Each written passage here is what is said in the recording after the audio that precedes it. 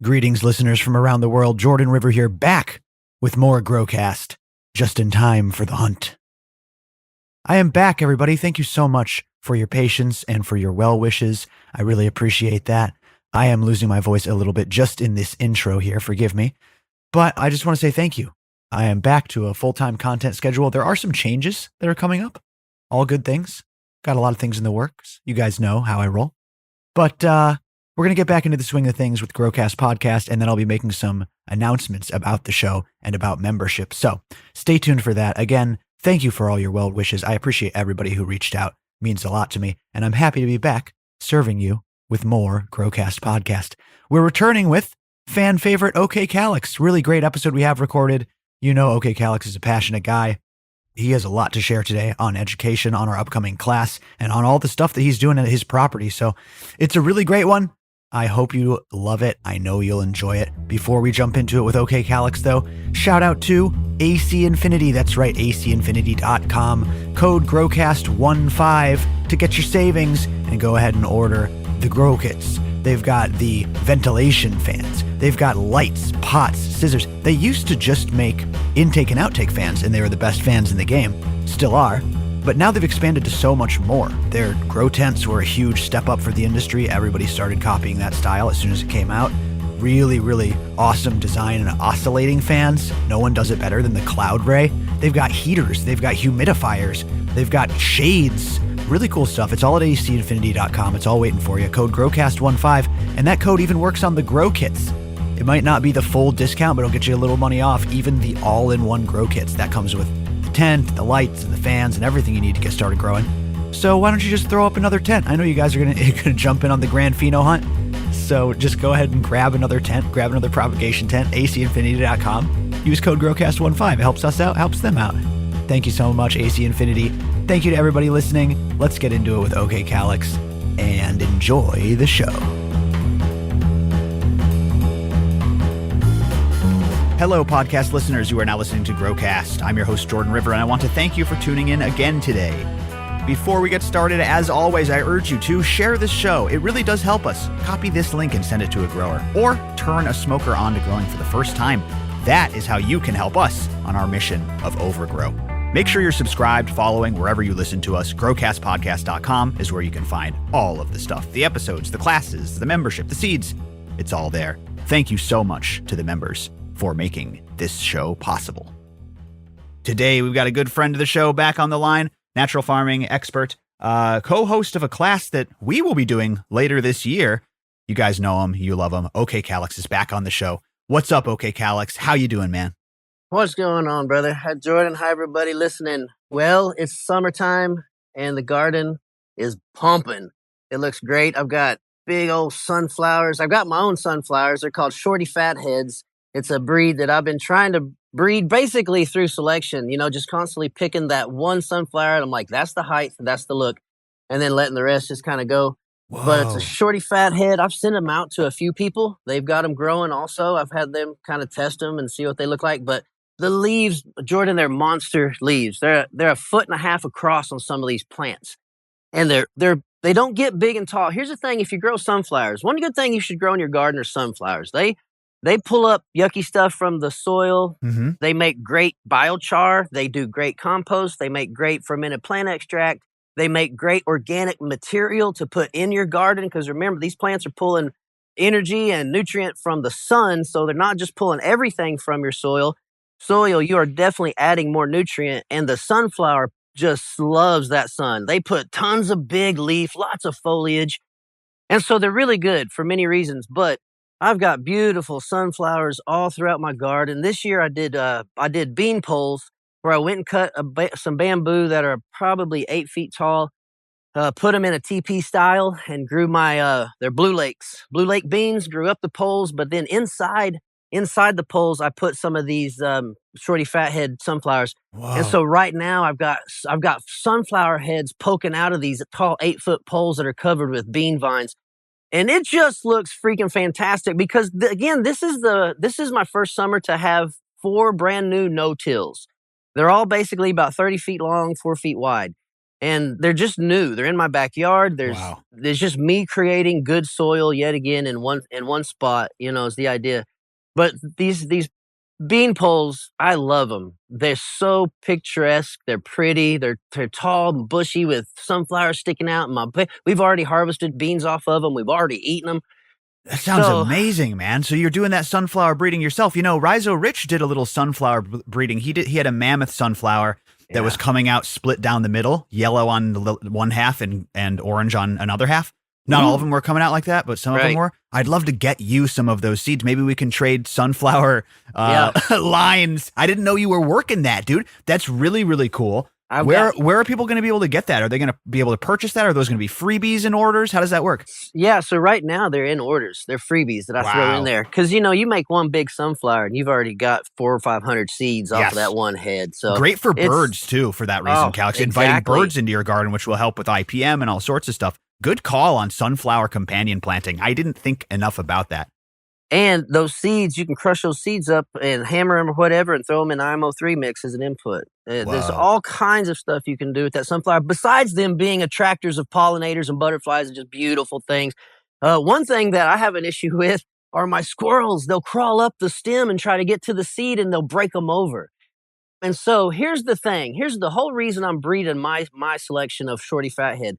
I don't want a big, tall, 10-foot sunflower plant that puts on a lot of foliage and a sunflower head that's about 3 inches across. Yeah. I do not like that. It just like that's an absorbing sponge that didn't put out anything beautiful. If you were wanting foliage and green manure, then they're great. But I'm going for aesthetic. I want prettiness. I want beauty part in my garden also. Yeah, they fall over too if you're in too small of a container and they get so tall. That was the first thing. I had some that were like kind of falling over. So I like it. Shorty fathead. I love it. It's exactly what it is. That's right. So I wanted a short plant. I want a shorter plant that's about 3 to 4 feet tall, but with that mammoth sunflower head on it. And that's exactly what I'm looking at one right now that's about up to my shoulders, and the head on it looks about 6 inches across so far. And he just opened up yesterday.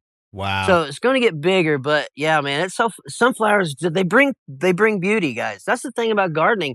Don't just grow for sure, but once you learn to grow, start growing for prettiness and beauty, because then you're going to go out there and look and people come over and be like, dang, that garden looks amazing. Because yellows and reds pop really well behind green.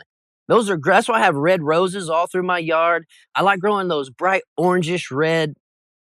Oh, I forgot the name of it. Not a zinnia, but a different one, another flower. Anyway, moving on. The sunflower is the big flower with the big yellow, and they're bright and they pop. And so there's so many reasons getting those sunflowers. You're absolutely right. And okay, so first of all, great start to an episode, coming out really hot. Two challenges for the audience members. The first is to grow these types of flowers, and growing sunflowers in your garden is a great companion plant for all the reasons that OKCalyxx just said. The other thing that I would like to challenge people to do is looking at your garden and as a work of art and less of a production center. And that's exactly what you just said when you're going for aesthetic and beauty. And you know why I think that's impactful, Calyxx? I've been really thinking about this. I'm very choosy with my words. Hey. In the modern, chaotic world that we live in, the garden brings you peace. The garden brings you peace of mind, peaceful state when it comes to your parasympathetic nervous system. A real stillness and peace. And the more beauty you have in there, and the more aromas you have in there, and the more colors you have in there, the more profound that peace is going to be. And I think that that's one of the most impactful parts of gardening, not just the production side and good weed and good medicine or whatever, but the peace you feel when you're in your garden. So I totally agree, Calyxx. Thinking it outside of just a production center and more of a bit of a work of art. Jordan, I could sit here and have multiple lectures on this topic of gardening and mental health, right? Yes, we could just go on forever with that idea. Let me take it back to I got my doctorate in seminary, so I'll take it back to a biblical idea. Where did we begin in the biblical understanding of mankind? In a garden that was providing for him. There's an idea that we are people to what's called, the Bible calls husbandry. We are husbands to the garden. We protect and tend and take care of and try to manipulate in ways that bring what we want, because it is pleasing to us and it actually does serve us if you work it. Yeah. It will serve you in so many ways. Mental health is one. Your eyes like beauty and structure. If you look at a sunflower, you're going to see that universal pattern. Yes. You know what I'm talking about? The golden ratio the exists golden ratio in the sunflower spiral. I recommend everyone look up the Fibonacci sequence and the golden ratio. That'll send you down that'll send you down a rabbit hole. Yeah, and dude, absolutely. Not only that, you want to talk about the vibrations and frequencies of plants and things like that you're walking around and being near and by and all that stuff.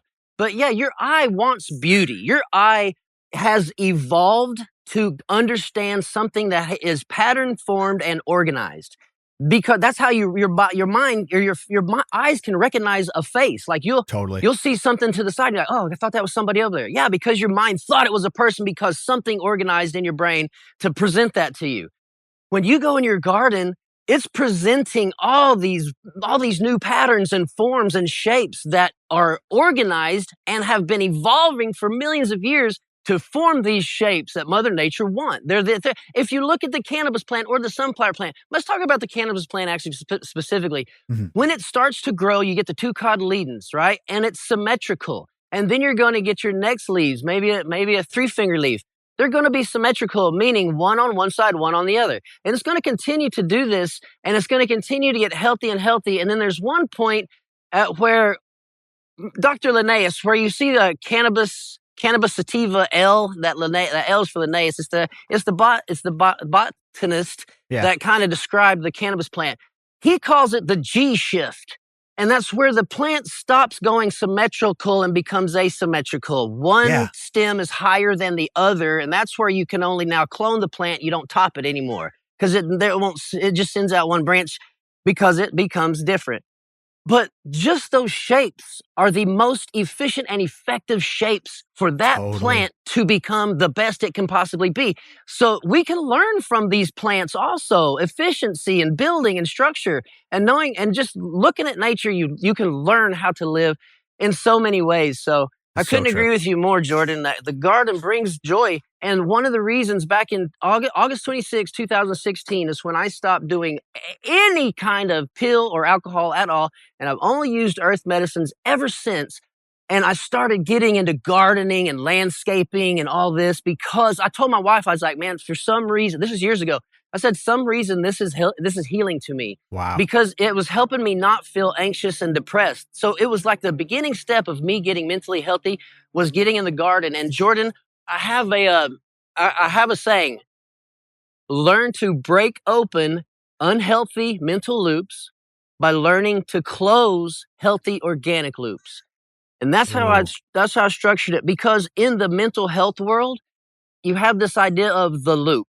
And it's where you constantly replay a thought over and over and over again, and you don't even know you're doing it. My thoughts were always leading to like death and stuff, and it was just rough. But I realized I do loop. Like say something happens where you got embarrassed. For 4 or 5 days, you'll play that story over and over and over again in your head. Right. And that's what is so mentally unhealthy. You have to begin to learn to forgive yourself. You have to know that everybody messes up. You have to laugh at yourself. You get a chance to correct yourself. So what? Move on, right? You have to learn how to be a healthy thinking human being.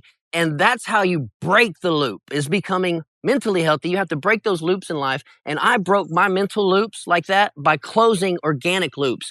But, keeping everything in the farm, if you will, trying to learn how to reuse stuff and manipulate things to my advantage and see the benefit of it in the end. It makes you feel good, because one thing in the human life that people don't understand is it's not about achieving the goal. The feeling will fade once you achieve the goal. The real thing is the steps that it takes to get there and those small victories that you must learn to celebrate on your way to becoming the winner. And even if you don't win, those steps moving forward are what you celebrate, because you're learning and you're learning and you're learning. And you're learning to forgive yourself and mess up often, though you're also learning, dude, I can do this. There's something great within me that's making me awesome, and I'm going to keep hustling and make myself awesome. And that's becoming mentally healthy, and all that started in the garden. Here's what I would say to that, Calyxx. I think you're 1,000% right, and I think it has to do with the natural order of things. what do they call these things and diagnose them as, whether or not one agrees with it? They call them disorders. Yeah. There's a disorder within you. And I see why they label it that. It's exactly like you just said. Your mind, this, by the way, this happens with intelligent people. This happens with people who have a powerful mind, who have a mind that likes to deconstruct things, who can't just shut it off and let it go. That's where people really struggle with this. And you're right. They get caught in these loops. So to replace this negative mental loop with an organic system, a natural system that you can observe and be a part of, that does operate in a sense of order. It does make sense. It always works.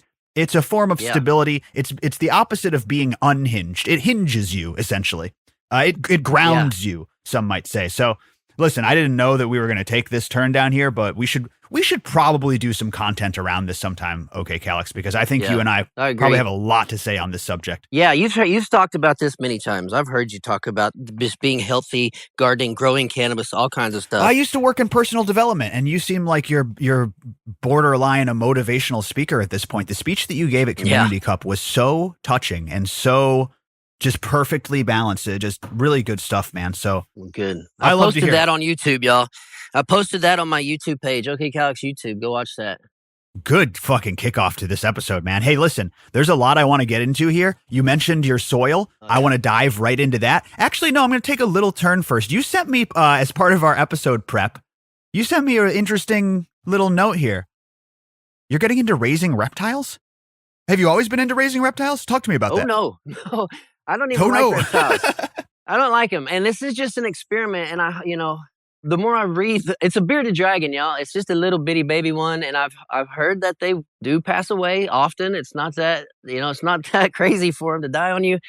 And I don't know how to do it, but we're trying to just use my IMO3 and IMO4 as the bedding. This is the idea.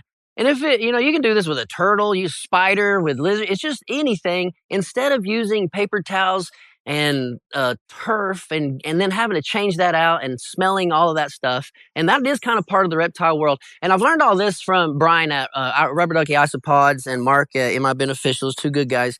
I've learned a lot of this from them.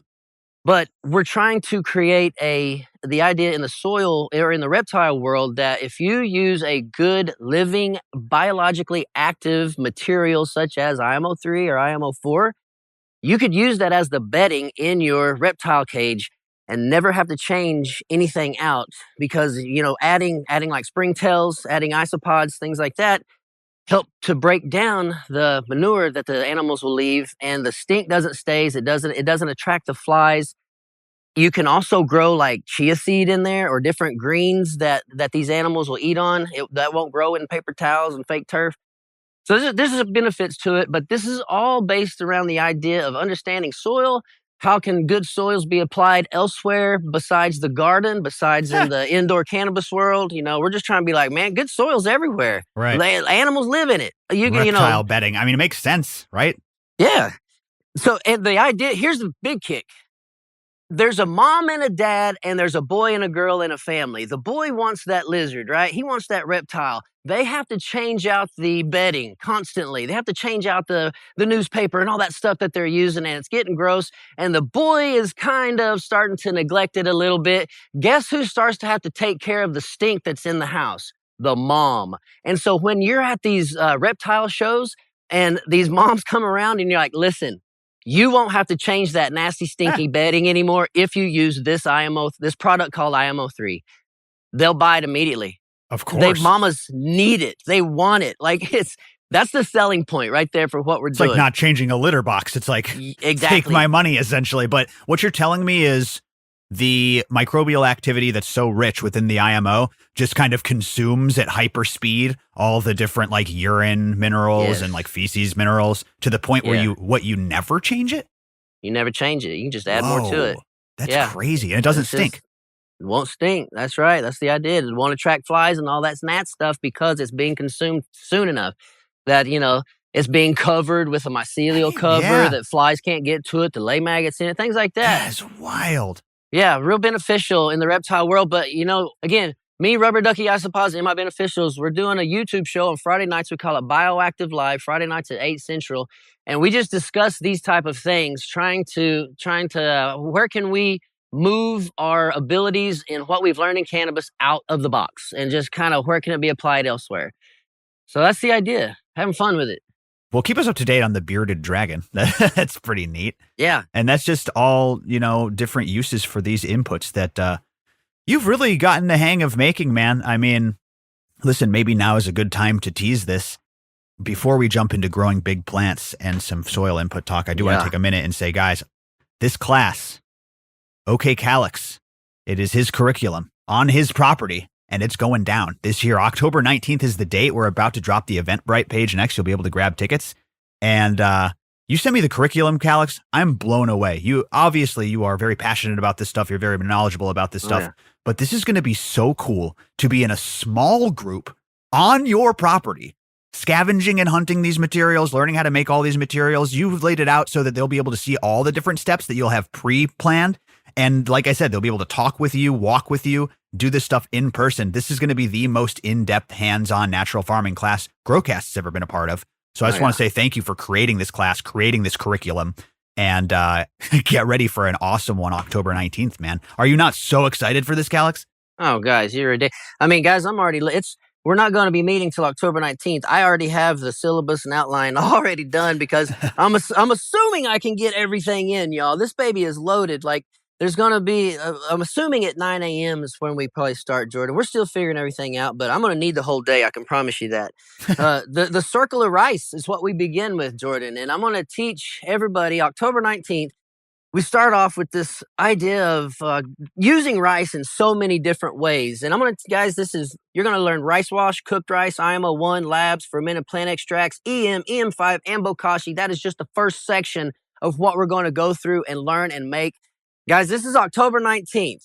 There are limited spaces. You need to know that. It's limited spaces, and I know they're going to fill up. We only have 30 spaces. Is that right, Jordan? 30 spaces? 30 people. So once this goes on sale, if you're interested in, this is the class you want to travel for. This is the class you want to take a trip out and invest in. You're going to walk away with a ton of inputs at the end, right, Calyxx, to kind of jumpstart their microbial journey.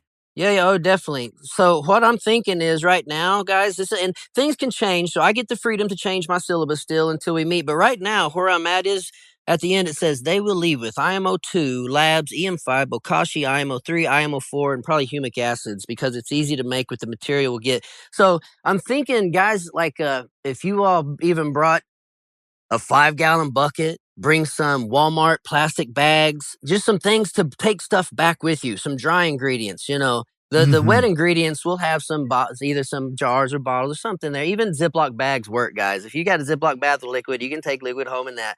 But we're not trying to spend a whole bunch of money. We're trying to put all the money into getting you all here.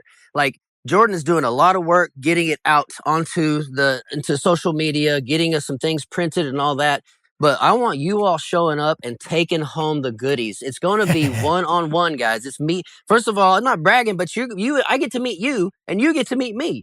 All right. We get to ask questions to one another. And I know that you guys, when I first started organics, I didn't have anybody that I asked anything to. Yeah. I'm the guy that will find it out myself. I will try and fail and move on and learn and get better as I go. But when I first talked to Marco is Growing on Instagram, that was one of the first guys I talked to with organic stuff. And he's one of the reasons that I am where I am today, and I always give him credit. But he was an influence. And just to ask him a question that I couldn't take a step forward on because I was at my knowledge point. I couldn't move forward, couldn't find anything else. I needed someone with wisdom and experience. And Marco was that guy for me. He moved me feet forward in learning IMO 3 production and IMO 4 production. And so that's going to happen with you. You get to ask me those questions all day long that are coming to your mind that you've been wanting to ask. And I encourage you to ask away. Yes. We're going to go out into the woods. You're going to hunt with me. I'm going to show you what I look for. Because y'all know on my Instagram page, I go out in the woods and I dig things up. I chop it up. I make it up. I prep things for next year out in the woods. I know what's coming. That's the idea of having something that's sustainable that I can go out every year and get. And I know that it will be replenished throughout the years. You're going to learn to hunt with me in the woods like that. And then we're going to go make stuff. You're going to pack it up, take it home. I mean, guys, it's going to be fantastic. October 19th all day. And, Jordan, you mentioned travel.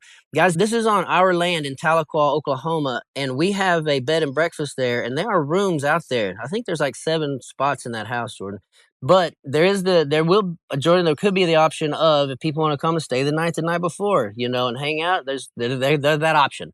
So we have lots of fun things that could happen, guys. Yeah, we'll do that for like an early ticket buyer thing. Again, stay tuned. Next tickets will be going on sale, and this is going to be a big one, guys. You're exactly right, Calyxx. What they want to do is have personal interaction and be able to, because you reach a saturation point with like what you're able to learn online and stuff like that. So if we can be in person, in the woods, doing this stuff in real time, this is going to be one of the greatest classes that we've ever been associated with. So Stay tuned, everybody. Thank you, OKCalyxx. Yep. And I cannot wait. Catered lunch, of course. It's going to be, we're going to take care of you. It's going to be so much fun. Just got to show up, guys. Growcast membership is popping. You got to check it out at growcastpodcast.com/membership. We've got more benefits for you than any other community out there. We've got hundreds of hours of live stream content, weekly live streams that you can tune into, resources. We've got members-only videos. We've got a Discord community where we help you in your garden one-on-one every single day. We have Mary Beth Sanchez in there waiting to help you out and give you an accurate diagnosis of your garden. It's what we do for a living, folks, and we would love to have you there. Plus, the members-only discount will save you your $15 a month and then some. Come try it out for free. Just jump on in and I'll automatically refund your join fee for first-time members. You can try out 30 days, download all the resources, use all the member discount codes, grab some cheap seeds, and you will love the benefits. I know you'll want to stick around. If you're an old member, come on back. A lot of old members have been joining for the Grand Pheno Hunt. That's the Pheno Hunt that we have going on in membership where someone's going to win $1,000. Thank you, everybody. We sold out the first wave of boxes. We're trying to whip up some more. So if you want to get in on this one, if you want to get in on the next one, or if you just want to get in on the greatest community in cannabis, go to growcastpodcast.com/membership. Join today. I'll refund your join fee. Enjoy 30 days free, and I'll see you on the inside, everybody. Huge thank you to the members. Very excited about what we've got planned for the rest of this year and beyond.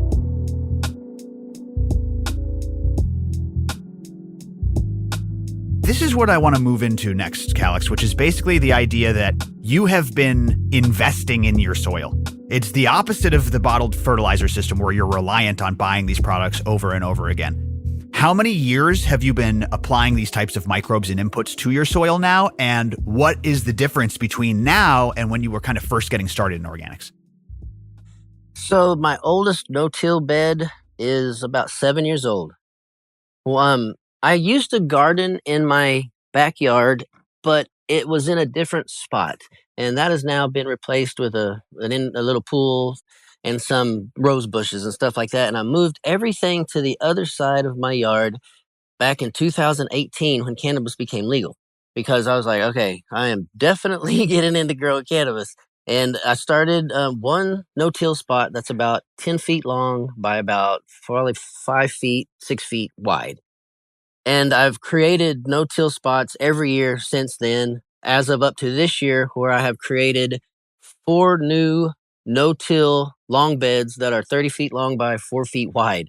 Kind of really got into it this year, getting into no-tills and understanding how to develop, how to start, sustain, and finish no-till beds, things like that. But 7 years is my oldest one. About 6 months is my newest one.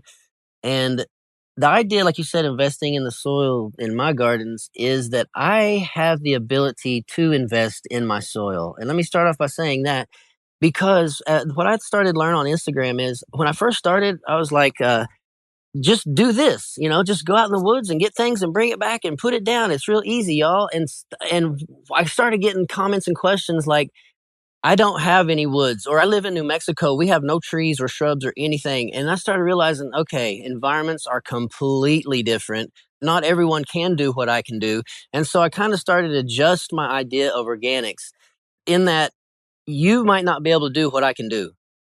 That's just the way it is. Some people live in complexes. Some people live in apartments. Some people live in neighborhoods that have, associations that say no gardening or something like that. I don't have any of that, so I can get after it. And what I have done is gone out into the woods and I dig up from under logs and I dig up sponge wood and bark. And this year I got a shred. Last year I got a shredder, and I'm able to shred all this wood material down into a better texture for IMO3s and mulches and stuff like that. But putting stuff from the woods that's already broken down into the garden brings lots of fungal material, lots of bacteria, things, even shredders and bugs.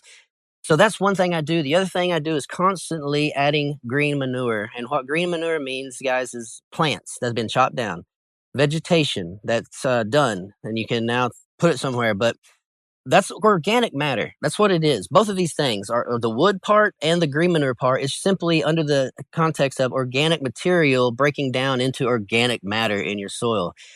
And so that's how I prep these beds constantly. Or tons of organic matter. Like we talked about with sunflowers, they create lots of foliage, lots of organic material. And cannabis does the same thing, lots of defoliation throughout the year. Rose bushes, lots of trimming off of those and just lots of flowers and plants like nandinas, lots of things all those things are said to tell you I put it all in the garden.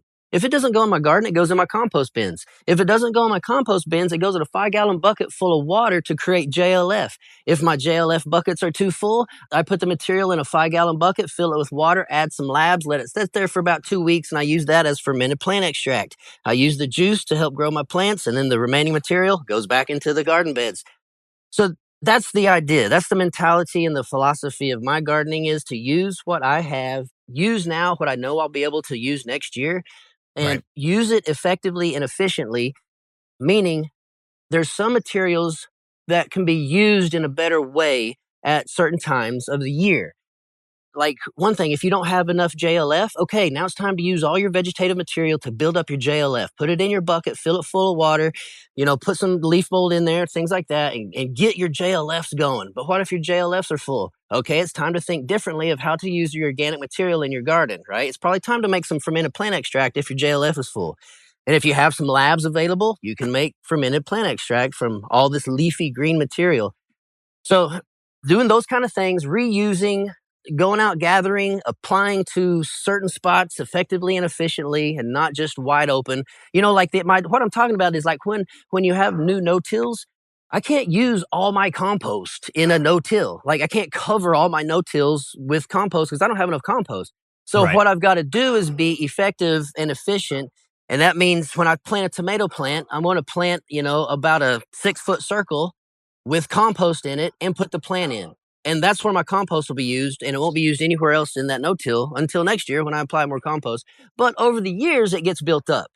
Yes, that's really what I'm focusing in on here is as you get to know your area more, as you get to know your inputs more, like you said, applying them in the right areas at the right times, very, very crucial. But what you want is to get this system paying you dividends, essentially, which, after 6-7 years in this bed, you stick anything in that bed and it's just lush, green, ripping. You don't need to do anything with it. Oh, yeah. Can we focus in on a few of the specific inputs you do use, though? You had mentioned a manure extract, a 3-year-old manure extract. Talk to me about that manure extract, how it's made, and how it changes over the course of 3 years. Yeah, good questions. Hopefully I can remember all of them. I want to kind of talk you through it. So I went out into a field over here by my house, know the farmer. I actually get pears off of their land also from some pear trees I have. I'm sure, guys, I can tell you right now, he, as a farmer, he probably uses antibacterials and things like that, like most farmers do. He's not an organic guy by any means. He's not organic farm. He's a farmer. And that it just is what it is. But that's why it's a 3-year-old manure also. Is this from cows? Yeah, from cows. Which I've hardly ever used because of this very reason of what cows are injected with. Then they're going to go into my soil. And I'm trying to keep my soil pristine and clean and nice and organic. So, but we live in the real world also, everybody. So don't get so stuck on a rule that you fail at everything, right? Let it be a principle in your life. See, guys, rules break in different times and different settings. If we say never use cow manure ever, okay, what happens when you go to a place that the only fertilizer you have for your gardens are some type of animal manure? Well, guess what? You're going to break your rules. Yeah, you're going to break your rules. That's what you're going to do. And that's why you want principles in your life. My principle is this: keep my soils pristine and healthy. Those are my activities, and everything I do is based around that. Now, if I'm going to incorporate some cow manure because I've read up on it and it's like, man, cow manure is really good for plants because it's chopped up plants. And remember, in the Jadam world, cannabis has what cannabis needs. Plants have what plants needs. Grass has what grass needs. And the cow just processed it all down for us. But it's cow manure that was dry. So it's dried patties, that you could throw for feet because they're so light.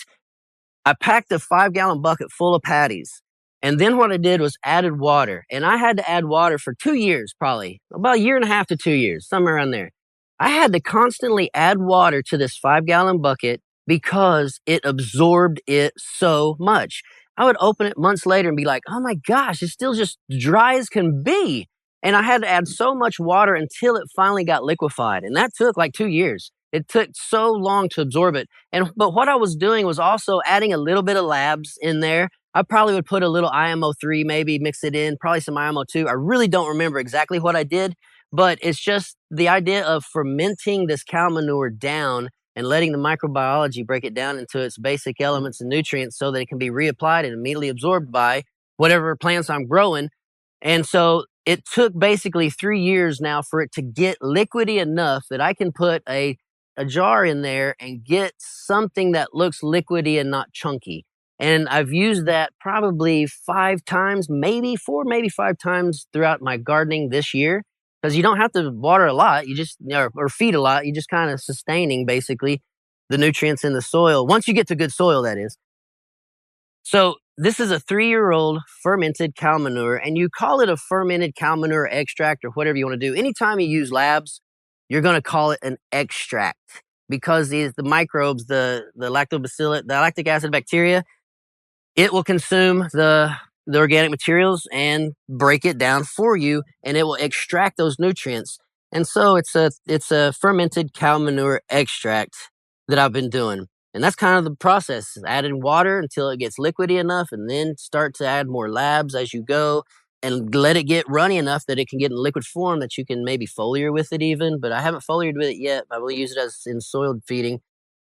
But it could take years for that to be ready. But that's why you do it now. In the gardening world, they say, when's the best time to plant a tree? Yesterday, right?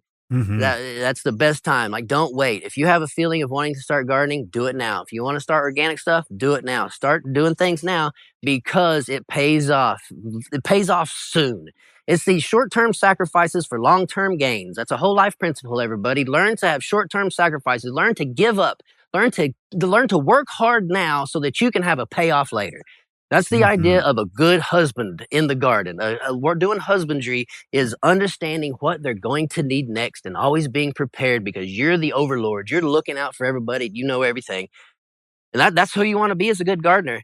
But make it now so that you're able to use it later.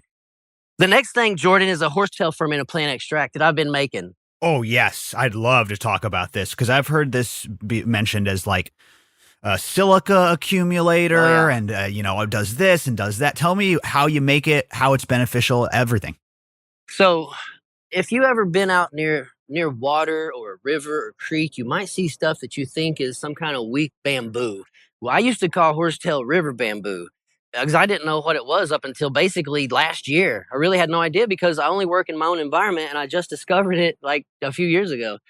It looks like a very thin bamboo that's not even as big as your pinky. The thing about horsetail, what's so cool about it, is it's an ancient plant. It's a plant that spreads itself through spores, which is wild, right? It's really cool. Most like to put off a seed or like to put off a tuber or a root or whatever. But a horsetail puts off this top head. That's why it's called the horsetail, is the very tip of the plant. It all looks like bamboo. Right now, all the horse heads that I haven't cut down, they have about an inch long. It looks like almost like a pine cone, an orange pine cone on the tip, but it's little bitty. It's like as big as half of your pinky. But that thing is what's full of spores, and the spores go flying out from that little tip. If you chop the horsetail, it'll put off side shoots and it looks just like a bamboo plant will do. So it really looks bamboo-y, but it spreads through spores. And so you can get horsetail that is, sporing out. It's got that pine cone opening up and horsetailing out. You can take it to your garden and shake horsetail spores all over the place if you want. It'll be invasive, but the thing is this: if you're in your garden, nothing's invasive. you're pulling all the time, right? You're the guy. Nothing's invasive in my garden except what I want to be invasive in it. So horsetail, like back here behind my house along the creek, it has taken over. But I want to use it as an input. And so if it will grow in my garden, I don't have to go out into the woods and get it. I can have a patch of horsetail right there that makes my garden look pretty. It's available as an input. It's available as something I can chop up and make a plant extract with, which is what I did here. And again, when you make an extract, guys, it's using a material and adding water and a bacteria in the form of labs and maybe a little bit of molasses or some kind of sweetener food, something like that. But that's basically all it is. And guys, the less labs you use, the cleaner and less smelly your product will be. If here, listen to this. Let me get back on the horsetail. How I made the horsetail was I chopped it all up into small 1-inch pieces, basically, and then stuck it in a 5-gallon bucket, filled it full of water, and then added probably a half a pint, a 5-gallon bucket full of water and horsetail material, added about a half a pint of labs. Oh, that's it? That's it. And listen, here's a secret, guys. Here's a pro tip. When you make fermented plant extract, fill it to the top with liquid.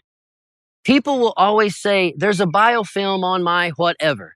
And the reason there's a biofilm on anything is because there's air and that's available and a space to grow on. Mm. Now, if you will fill your 5-gallon bucket or your jar or whatever totally to the top, then you put the lid on, you won't have anything forming at all. There's no space for it to film. You might have some type of little film, but you won't see that thick biofilm of white growing, and then you get green mold on top of it and it goes nuts and you wonder if it's good or bad. And to tell you right now, it's good. Just mix it all up or scoop the top off and throw it in your garden. It's all still good. Nothing goes bad in Mother Nature. It's not like something spoiled. What are you going to do with it? You're going to dump it in your garden. It's going to be beneficial to your plants. So don't think that it's bad just because it has some type of biofilm on it. It's just a headache if you're wanting to have a nice, clean product, which is what I'm trying to do. So in my horsetail ferment plant extract making, 5-gallon bucket full of horsetail, fill it almost to the top with water, and then add about a half a pint of labs, and then fill it all the way to the top and put your lid on it and let all the water flow out if it needs to when you push the lid down, and you're good to go. It'll be really clean product. Now, I filled a 5-gallon bucket full of green material. I think it was sunflowers. I filled it full and I used only labs as the fermentation liquid. I mean, it's green material and only labs, like a 5-gallon bucket full of labs. Within 2 weeks, it smelled like JLF. It wouldn't be useful in the sense that I'm not going to put that in my packages and bundles that you buy, OKCalyxshop.com. I'm putting a clean product in those. I will use that stuff still. It will go in my garden. But what I'm trying to send out through my website is a clean product that looks good, that doesn't have a bunch of chunks in it. It doesn't mean it's bad if it has chunks in it. It doesn't mean that at all. I've seen some people's products that's full of chunks, and you're like, no big deal. I don't care. But some people don't like that. And it's just because we live in America. Yeah. So the product I want it to be clean. And I've learned that in a 5-gallon bucket, about a half a pint of labs, dude, it does the job. It does the job. And you have a real clean looking product, a very clean smelling product. So that's a horsetail fermented plant extract. Well, tell me about applying that. Is it mainly a silica application? What is the rate of application? So I don't do a lot of ratios. I do about this much to about that much. And I always feed out of a 5-gallon bucket. And anytime I feed out of a 5-gallon bucket, I'll put a pint of fermented plant extract. That's really all you need. Again, if your soil's healthy, I'm going to use about a pint or less of something in a 5-gallon bucket. So if it's fermented plant extract, about a pint. If it's the 3-year-old manure extract, about a pint. If it's JLF, I might add 2 or 3 pints, something like that, just because I'm bumping up a little bit it's more nutrient and microbiology stuff. It's not an aggressive, like manure could be really rich, I don't know. I haven't tested. I have no idea, but I'm not trying to go overboard with it. And I know that labs can be very strong and powerful, and I don't want to use a whole lot of labs, just enough to maintain, right? That's it. So trying to, the idea with OKCalyxx Organics is using nature with balance in mind and experimenting with the microbiome in a way that I can create more of it and use it, right? That's the idea, is just be balanced. Yes. Watch nature, watch how it grows. When you see the trees fall and all the leaves go to the ground, you could probably fit all the leaves in your backyard. Well, let me say this. I could fit all the leaves that fall in my backyard into both of my JLF buckets. when they're dry or green, whatever, they will all fit into two, I don't know how big those are, 50-gallon drums. My point is this is a large area in my backyard. That's not a lot of leaves to fertilize this yard, but it is enough to fertilize this yard because it's what Mother Nature is putting back on top of herself. And so learning that you don't need to just keep dumping nutrients in your gardens, then learn to let the soil do its job and just to cut back and put things back onto the ground that grew from it. And basically, that's probably enough nutrients to sustain your gardens. But if you want to maybe give back a little more nutrients, that's when you begin to use these manures, the JLFs, FPEs. But you don't need to give back a whole lot of nutrients, right? You are taking the fruit and the goodies that come from it. So some nutrients are leaving it and going into your body and giving you nutrients. So to replenish your soils, you need to chop and drop everything that's not being used. Whatever your kids don't eat on your plate inside, bring it right back out and put it in your garden. Just cover it with some grass or dig a hole or just leave it on top. It attracts black soldier flies in my environment, guys. I just dumped out a bunch of food in my no-tills today. Instead of putting it in my compost, I think it's more effective, more efficient use right now to just put it in the no-tills and let it break down naturally. Jesus. You know what I'm saying? That's incredible. The idea. So that is absolutely incredible. Just breaking down food scraps. That's what happens over time. When you have a bed that's been going, 7 years, the microbes are just an engine in there, just an absolute deconstructing machine. Yes. That is really, really cool. And it does take a while to get there, but boy, is it worth it when you get there in the end. And then, like you said, it's just plug and play. I saw the plants that you're growing outside in that soil, man. Yeah, are those things 8 feet tall? They're almost 10 feet tall now. Oh my God. Yeah. Man, I can tell. Yeah. I'm actually looking at a picture right now. That's a 7-foot fence that you're in that one picture. The fence is 7 feet tall. So this goes in ground. I love when people are planting in ground. Oh yeah. What are you adding to this? Are you watering in your JLF and stuff? Yeah, you are, right? Yeah. So these are the places that I'm talking about. What we just described and the use of all these nutrients. I'm talking about these no-tills that are pumping, that are growing, that don't need a lot of help. They just need constant organic material put back on top of them because they, like you said, the microbiology will eat those things and break it down. The shredders will come in, turn it all back into that rich, humic looking soil. And you don't really have to do anything but water and add organic material. But like I said, I'm trying to replenish a little bit because I am going to take a whole bunch of buds from this. I'm going to be taking lettuces, tomatoes, carrots, and lots of things from these beds. And so because I'm taking out so much, I am going to replenish some. That's why I'm going to add a little bit of the manure, fermented plant extracts, JLFs, probably IMO2, liquid IMO3, all those things. Some raw compost, liquid compost, again, using balance in mind. This soil is phenomenal. The soil has armor, though. Here's the thing about my beds. You're never going to see my dirt, if you will. You're never going to see my soil. If you see my soil, you're going to see a dark spot in my garden because that's my soil and it's noticeable. It's a very black soil. It's not just brownish. It's black. It's small aggregates. It looks wet, but it's almost totally dry. You know what I'm saying? It's just phenomenal. And that's what I'm growing my plants out of right now. And guys, these plants are way, way taller than me. But let me tell you something. These aren't even the plants that I am growing on purpose. These are volunteer plants from some washed buds that we did with Horsetail solventless. And there was breeding that happened with these buds from a very reputable breeder at one time. And we washed some heavy triked out buds and they were loaded with fem seeds. And what we did was when the plants were chopped, we washed them. And then we took the buds and I put them in specific places in my no-tills, knowing that what's going to grow is this cross. And man, in that one picture I've sent you that has a lot of plants that looks big and bushy, those are all volunteers that probably popped up in early March. And I kept the ones that I liked the structures on as they were getting about 1 foot to 2 feet tall.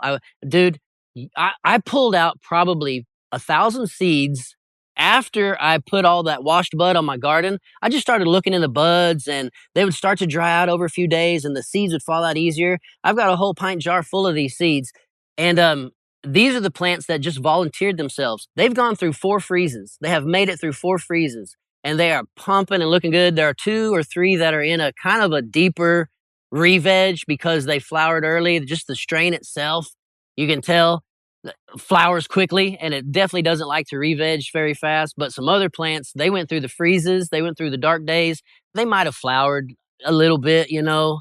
I can't promise you they didn't. Some of them look a little too bushy for a normal plant, you know. When they flower out after they go into flower and they re-veg, they get crazy looking. But these are just volunteers that came up in this good soil, and they're phenomenal guys. These aren't intended plants that I'm intending to breed with. These are plants that I wanted to see what the crosses are gonna that they will look like. I've got other plants that I'm actually breeding. I've got a blazed cherries crossed to a peach pistols, I think it is, that I want to reverse and breed with this year. Oh my goodness. But those no-till spots, guys, it's just a little bit of water. But again, I think if you go for 3 years of intensive work on one 10 by 5 spot or something like that, you grow whatever you want in it. And if you're a cannabis grower, that's all you need to grow 6 big plants. I mean, those are big, man. Well, what do you need to do different with those, man? How do you manage plants of that size? I imagine when they flip into flower, I mean, the biggest cannabis plant I've ever seen was about 15, 17 feet tall. Yeah. And it seems like you're on track, depending on how they stretch, you might get 10 plus feet easily, right? Definitely. Oh, no, you said they're at 10. So yeah, you're going to be, you're approaching 2 stories here. Yeah, dude, let me tell you something. A couple of these strains that are from the volunteer patches, they're stretchers that flower. Like one of them has a Chimera 2 in it. It's one of them that I made the Cherryana Grande from. These plants, they stretch like I've never seen. The Chimera 2 that I made Very Cherry with, she was stretching when I chopped her down. That's unbelievable how much they go into flower. It's like these are outside plants. I mean, you could grow them indoors, but they're just meant for outside. I love that big Oklahoma outdoor plants, but I expect 13 to 15 feet, I would assume. Are you, I mean, obviously you get yourself an A-frame ladder. You got to prune that thing a little bit different, right? If you have that much depth to your plant, do you hollow it out? It's hollow. It's a ball. Like you could walk inside and have a picnic below all the plants, and it's a dome under there. You should take some pictures, dude, and some videos for Instagram. That sounds awesome. The idea is that big top outer section that all the sun hits. That is about 2 feet thick, and that's it.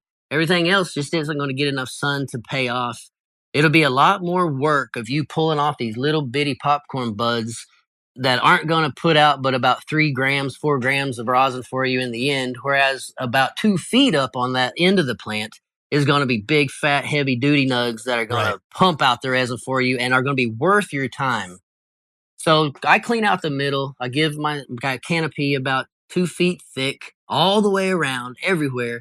And I begin to cut off all inner branches. Everything that's growing towards the inside gets cut off. So again, the whole inside is clean. And guys, there's a reason for this. This is preparation for what's coming in Oklahoma. What's coming in Oklahoma is these plants are going to be ginormous. They're going to have big, frosty buds on them. They're going to look gorgeous and pretty. I'm going to take care of them and do everything I know I'm supposed to be doing, and they will make it to the end. But if you don't know how to do this in Oklahoma, what's going to happen is you're going to get big old fat plants that are bushy in the middle, bushy on the outside, touching each other, the fan leaves laying on top of one another, and you're going to start getting these big, thick, dense buds. The first thing that's going to happen is you're going to start seeing little bitty caterpillars eating every single bud you're growing. And then when the mid-September comes, you're going to have about 100-degree days with 100-degree humidity, and it's going to rain on you at nighttime. You're going to lose everything if you don't know what to do. You'll see me with spotlights out here. You'll see me with oscillating fans. You'll see me with my leaf blower, just doing everything that I know I need to be doing to make sure I have a really good product in the end. Because all that moisture, you'll get bud rot. If the leaves are touching at all, they will keep that moisture, and those leaves will rot under too much moisture. Again, caterpillars, bud rot, and sometimes grasshoppers can be an issue. But in Oklahoma, if you don't keep that inner part cut out, you're going to have so much humidity in there, it will all rot. And you'll think it'll make it to the end, but it won't. It will be full of caterpillars and bud rot, and it'll be all worthless. I've been there. I've done that. Man, it's literally like the harvest ruiner. All that hard work down the drain. A lot of people struggle with that. What are your top pieces of advice for avoiding mold loss? I assume that genetics are not just a huge deal when it comes to mold resistance, but like flowering time. Obviously, that Yeah. airflow from hollowing it out. What else are we doing to mitigate that mold risk?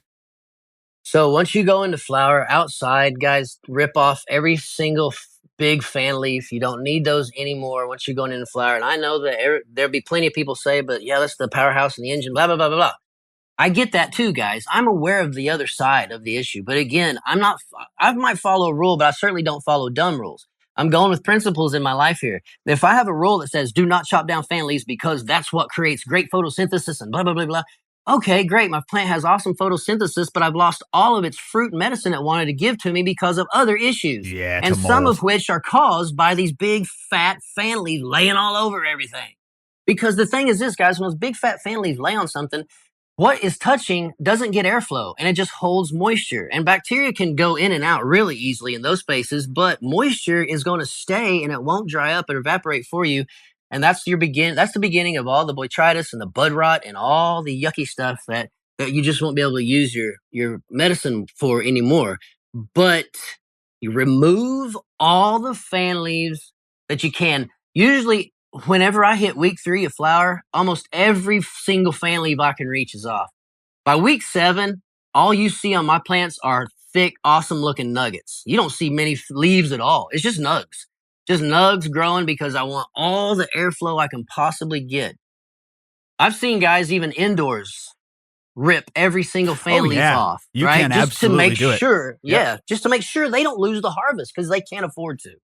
Man, I defoliate harder now than I was never one of those schwazzing guys. I'm in an indoor setup, but I defoliate now harder than I've ever defoliated in my grow career. I agree when it comes to leaves touching each other now. I used to be a big fan of like tucking leaves, which sometimes is appropriate, but I feel like it's just setting you up for in a day or two, it's going to grow a little bit more and then be on top of another leaf. Like that's how it goes every time. Now, I'm growing some duck confit that does not require basically any defoliation. The fan leaf spacing is like perfect for my setup, dude. I love that the air can pass right through there. But other strains, it's like you got to give this thing a haircut twice a week because leaves just lay on top of each other, man. That is not optimal. You need to either get some airflow, oscillating fans breaking up those leaves, or just do a little defoliation.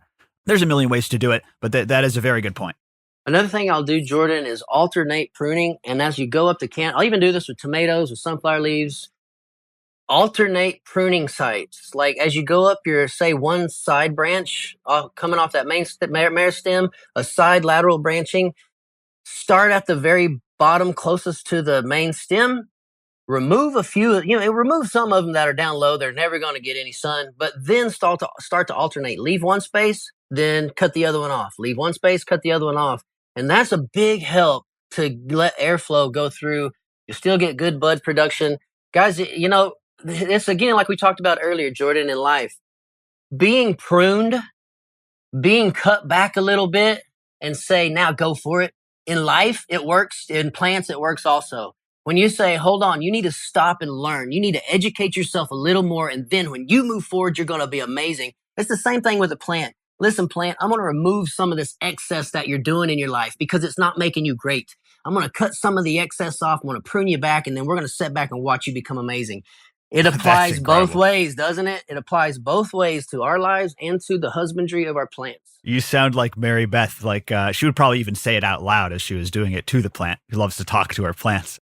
Dude, that is exactly right. And they even say that, Calyxx, they say that about things like the root system.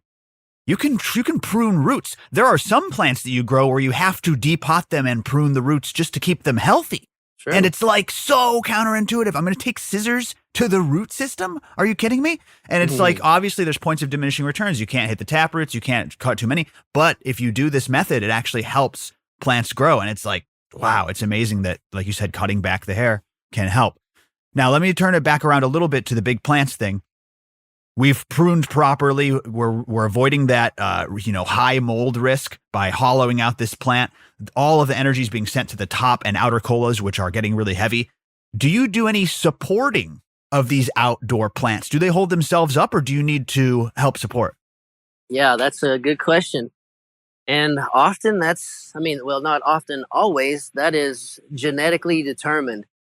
I've had A few, not many, but I've had a few plants that can make it through the summer without being actually, held up by bamboo or a T-post or whatever you might use. That's very few and far between. You have to have a big, big trunk at the bottom of the plant that's put out a wide root surface and that can hold the plant, because what you're talking about, Jordan, most often is a cannabis plant's going to fall over. It just becomes humongous. It overdoes itself. It doesn't know what it's doing. It just wants to glorify itself in the sun. And in the meantime, it destroys itself by getting too big and too ginormous. So you got to help the plants out if you're going to grow big outdoor plants. What I've used often are bamboo sticks because they're available to me in my area, and I can get 40-foot long bamboo posts, man. These things are long. What I've got right now, I think, are about 20 feet long, maybe 22 feet long bamboo posts. And I've got 4 of them creating a square basically, but the bamboo posts are slanted out, not a 45-degree, little less than that, but they are slanted out because these plants are going to get bigger and the bush is getting thicker. I've got 4 of those and a tree involved. And what I've done is I've used cordage and I've just basically wrapped a big circle around everything every 2 feet up. But then I've also gone from pole to pole. So I'm making zigzags or crosses or X's throughout the plants, going pole to pole, pole to pole. And so there's lots of little squares and diamonds and triangles made from this yarn. And the plants grow up into those things. My bamboo posts are attached to T-posts that are driven into the ground. So my bamboo posts aren't going anywhere. They are sturdy and strong. So the wind isn't going to affect them at all. The ropes that are tied to them, again, going all through those cannabis plants, creating these little bitty holes that the branches will grow through. And as the wind comes, they'll just grow and they'll blow and they'll hit that line and bounce back, but they won't move but maybe 6 to 10 inches total. Whereas if a good Oklahoma tornado twister came through here, if you didn't have it staked up, it's going to be flattened on the ground just like most of your other tall plants. They're just going to get knocked over sideways. Do you ever do like cages and things like that? Man, I've done nettings before. Growing evolves every year. So some people, when they're like, how do you grow? It's like, well, it determines kind of this year is what determines my growing style, So this year I've used these just bamboo posts with the yarn. Because I did some yarning last year. And the thing was, I could cut the yarn and just pull it straight out. And nothing tore. And it was awesome. But when you use netting, you rip freaking all your buds apart and you're knocking trichomes together. And it's not the best way to do it. So this yarn and bamboo way has been helpful because it depends on your ultimate end for what you're wanting out of your cannabis. And I want hash rosin. That's what I want out of all of my stuff. So I want it big and bushy and far apart from each other and, really spread out so nobody's touching, or at least as not as much as possible. Just thinking about the trichome head. That's what I'm thinking about. And so I want these big plants spread out. I want lots of airflow. I want the ability, to move them out also, because as they get bigger, I'm going to need to pull the inside towards the outside. And let the inside grow up and use that outside wall to manipulate that plant. I'll make the plant kind of bend over like those bamboo posts, and it won't be going just straight up, it'll be going out at an angle. It creates a bigger top canopy. But I'm going for hash rosin. So that's my intent when I grow these big plants in the way I do. And now I'm using bamboo and yarn because it won't mess my plants up so much in the harvest. Yeah, that deconstruction period for harvest is crucial. We are over an hour of runtime here, Calyxx. Right. This flew by, dude. Man. I mean, we didn't even get through all the points. Listen, if you liked this episode, you need to stay tuned for the class. It's October 19th. It's the Natural Farming Immersive. We're going to probably do this every year, you guys. Let's see what we can go find in the woods on OKCalyxx's property. Let's tease this outline real quick for the class. We'll start off with a welcome and introduction, kind of tell you my expectations of the property and the land and what we're going to do. 9 o'clock, we start with the circle of rice, y'all, and I'm going to teach you all kinds of things you can do off of rice. Then we're going to move into an IMO 3 and IMO 4 overview. I'm going to show you how to make it. We'll probably make it and make the IMO 3 and the IMO 4. Get your hands dirty, get your hands in there. I'm going to teach you guys what texture means and what moisture levels we want. After that, we're going to do a lunch and medicate. After that, we're going to go in the woods. This is where we gather, scavenge, and collect. This is the payoff, guys. This is you being able to go out into your surrounding areas. Guys, you can go to city parks and gather this stuff up. You can go to churches and gather it up, schools, all these places that have all these trees like fruits or pine cones or things like that that are dropped to the ground. All that can be manipulated for things. But when we go into the woods, that's what I'm going to teach you all is what to look for, how to use it. This is how you keep your growing cheap. Just imagine, like in my world, I have 5 kids. I run 2 businesses. I have a wife. I love to garden and grow cannabis. I can't spend my money on all the stuff I want to do. I have 5 kids. I have bills. I have insurance. I've got to pay. You know what I'm saying? I have life. And so I can't do what I love and make it expensive. It won't work. I have to do what I love and make it cheap. And so this is how you make your gardening and your growing cannabis work into your lives in a way that will benefit you financially.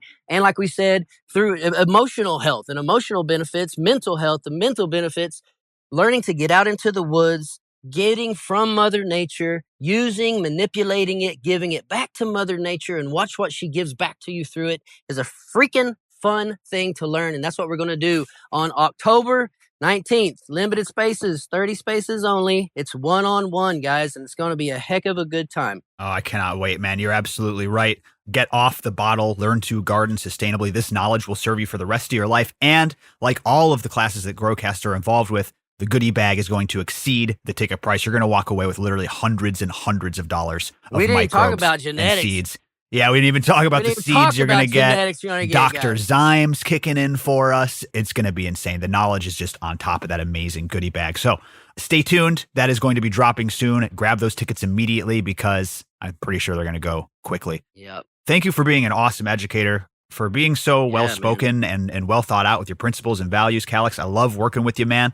And I cannot wait for this class on October 19th. And great job on this episode today, man. Another banger. Thanks, I know the people love it. So thank you. Appreciate you. Appreciate all y'all listening, man. Thanks, Jordan. I appreciate you too a whole bunch. Where's your stuff? Shout out the website. Where can people find you? Instagram, all that stuff. Yeah, so find me on Instagram at OKCalyxx and at OKCalyxx Genetics. That's OKCalyxx with 2 X's. The reason there's 2 X's is because it's my second Instagram page. It was a pretty good idea just to add 1 X, and whenever people typed in OKCalyxx from the first time, boom, it pulled my new one up just with that extra X. You know what I'm saying? So OKCalyxx Genetics, OKCalyxx. And then, guys, if you want to buy things, if you want to get some of these inputs that you might not be able to make, or you want to trust somebody with some good genetics or inputs that I create all right here on my homestead, right here. Oh, that's where I do all the work right here, man. My kids help me. It's a family thing. But OKCalyxx Shop, OKCalyxxshop.com. You're going to see some bundles up there, and the bundles are just lots of dry and liquid inputs kind of mix and match together in a way that I think will be beneficial to you if they're used together. I always throw extras. I throw garden seeds in there. I throw my own genetics. I do all kinds of fun stuff, slaps and sweets. This month I'm sending out some bumper stickers. They're about 4 inches long by about 3 inches tall or so. Not big. I've got one on my truck, but it's my OKCalyxx logo, and I'm sending those out. I love to have fun with my bundles because, guys, again, I know how to make this stuff, and I can make massive amounts of this stuff for super cheap because that's my whole entire principle of gardening. But then I can make enough and I can put it in a box and send it to you where you can use it. And not only that, guys, I teach you how to make every single thing I send to you.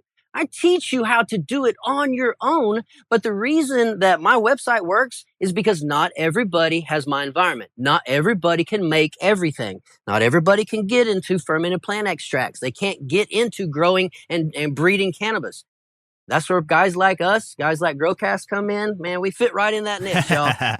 Listen, man, I love that you help people get jump started on their own journey. And I also love that you make this stuff available so that I can use it in my little basement home grow.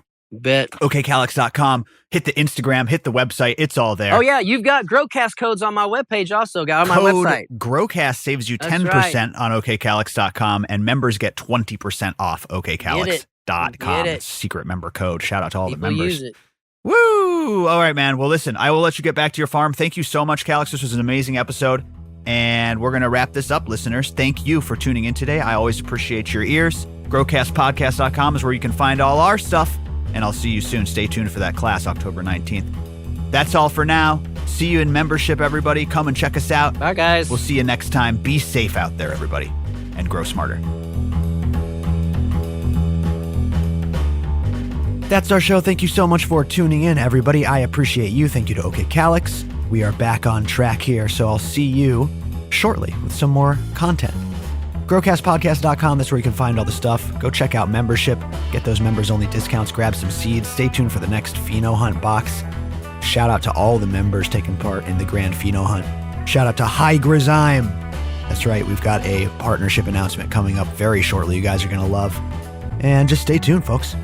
Love you all. Be good out there. Be safe out there. And I'll see you on the next episode. Bye-bye, everyone.